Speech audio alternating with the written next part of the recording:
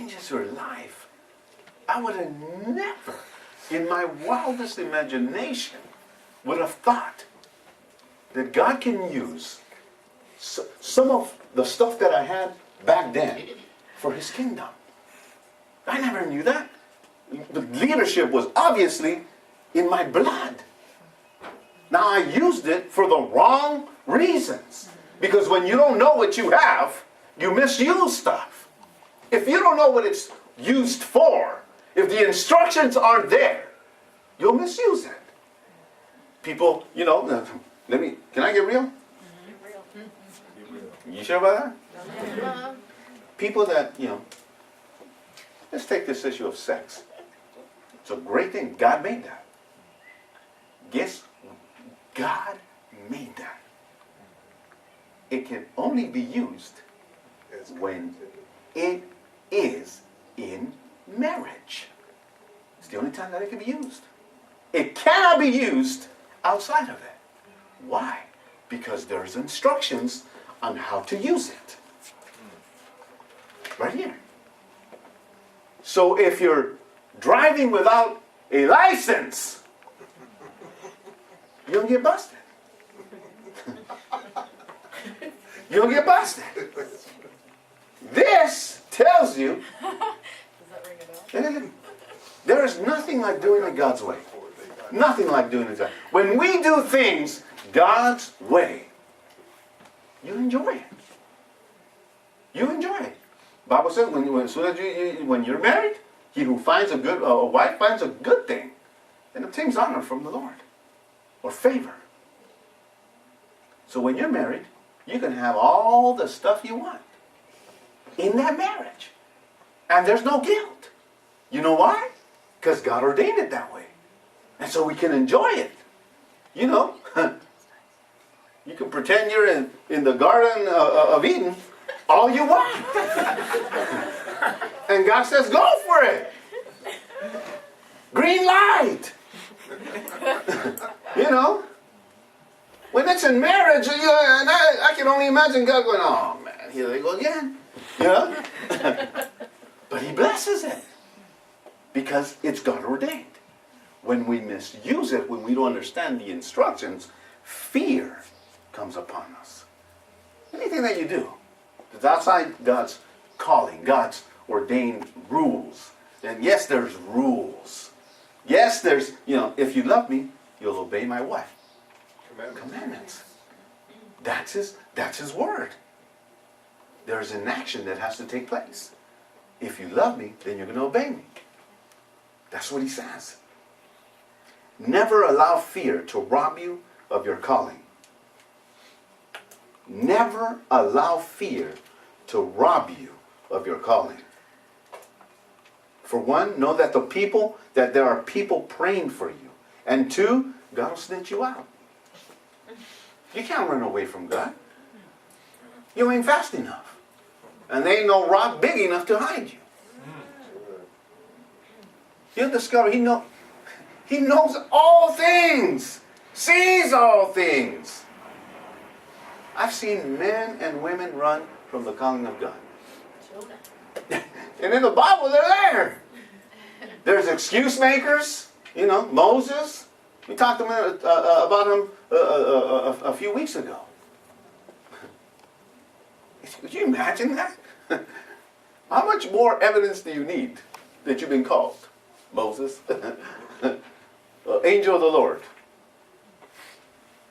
Catches a bush on fire.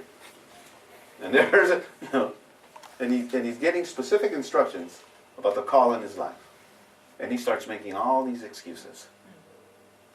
I can't talk, I stutter. Nobody's going to listen to me. And God, for every one of those reasons, excuses, God has something for him. And he can't avoid the calling of God. The sooner you get and step into that calling, the better. Growing up and when I got born again, inside of me there was this, I just knew what I was called to do. I just knew it. Never ran away from it. I wasn't that, you know, you hear a lot of preachers saying that, you know, oh, I ran and God caught me. Duh. You know, I ran and God caught me. I wasn't one of those. I mean, you know, and I'll share this with you. I've been in the church for quite some time. I got born again April 2nd, 1990. And it's been, you know, it's, you know, that's how it is. But I remember receiving the call of God. I went to a retreat with 80 guys, 80 men. It was a men's retreat. We went to a mountain, and, you know, I love retreats. We're going, actually, as a church, we're going on a retreat pretty soon here. And we were there, and I'm so used to preaching that just, you know, don't water it down. Just tell me exactly what it is that I need to know. Don't water it down. Don't try to, you know, cover it. Don't sneak a cheesecake next to it. Just tell me what it is that I'm doing wrong so I can get it right. And I went up there, and the first day, the preaching was just, you know, I was just there, and I'm a note taker. If I'm going to be hearing a sermon, I'm taking notes. And I'm there, and there was none to take. You know, I was waiting for the moment, and the moment wasn't coming. Day two, the same thing, and I'm thinking, I sat in the back. And all this time, I knew that there was something there that I need to go there, right? And I'm sitting there, notebook open, Bible in hand, and I'm thinking, all right. And I said this to the Lord. Did they come up over here unprepared? Because this ain't working. I mean, I'm just not, you know. And there's times when preachers will not, you know, they just won't have it in them to really, you know, you're not going to, you know, be throwing grand slams all the time. So I understand that. And I'm there, nothing. And day three, still nothing up until one guy went up there. One young guy. And he was really young, too. He went up there and shared his life, his testimony of him being raised in the church from when he was little. His parents were all, both ministers, and he had stayed himself. He said he went up there and said, you know, like, I'm a virgin. That's what he started with. I'm a virgin, not married yet. I love the Lord. Been in church all my life, and I can't see nothing in the world that attracts me. Wow. He started like that, and I thought, wow, that is beautiful.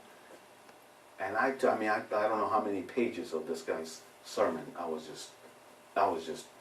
just feeding me. And he kept talking and talking. At the end of this retreat, towards the very end, they had us all outside, and all 80 of us, right? And by the way, when I went up to this retreat, somebody was sitting next to me all the way through. You know, the 80 guys in one bus. And right before the bus was about to go down the mountain and we were done with the retreat, they had us outside of this sanctuary, and they told us not to go in until they told us to. And they said there's going to be a vanilla envelope on the seat with your name on it. Find it and sit there. Do not open it until we instruct you to. And I thought, okay, well, you know, what's that about? And I found my name when we were allowed to go in. And it was, you know, a little about that thick little envelope. And when they told us to open it, I opened it. And inside this envelope were letters and cards. Cards. Just, you know, like greeting cards. They were all stuffed in there. And they said, go ahead and read them. Well, prior to going up to the retreat, you know, you fill out, you know, in case of an emergency, you know, that kind of documentation. And on the bottom, I remember that they said, write your friends, nearest friends or relatives that were close to you, and their phone number if you have them. So apparently I wrote those names. And the church had actually contacted these people to write something about you, to you. And what a surprise that was. Because when you're walking in the Lord, you don't know who you're affecting. You don't know whose lives you're touching. And these letters were just, and one of them in particular, as I was reading, I got so choked up. I couldn't even continue to read this. I mean, there was too much water in my eyes because dust had fell somehow. And I couldn't, you know, yeah. And I couldn't finish reading it.